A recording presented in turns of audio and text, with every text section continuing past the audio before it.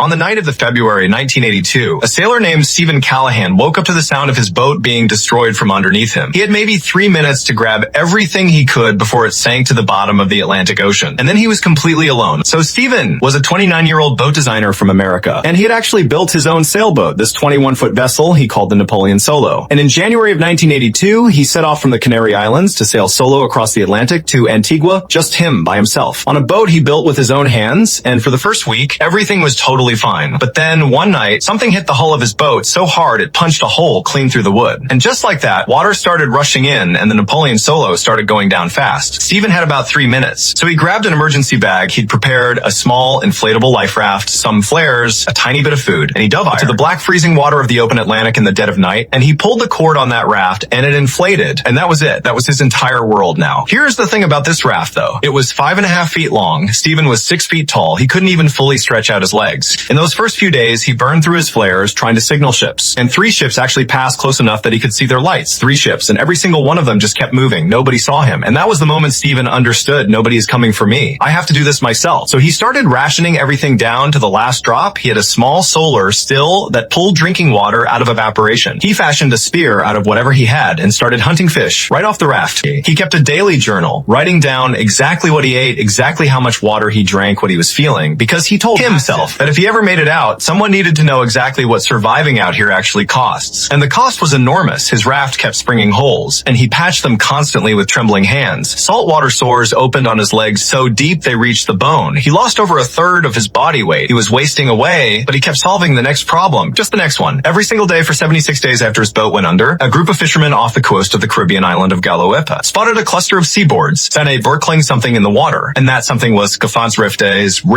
raft. That was the thing that saved his life. Not a flare, not a radio, birds. They pulled him out of the water, and he was barely recognizable as the man who had set sail 3 months before. But he was alive. Steven Callahan survived the longest recorded solo drift survival in human history. And he didn't do it because he was superhuman. He did it because every single morning, no matter how destroyed he was, he woke up and decided to solve just one more problem. If this story hit different, subscribe me right now, because I've got dozens more stories just like this one. And some of them are even harder to believe.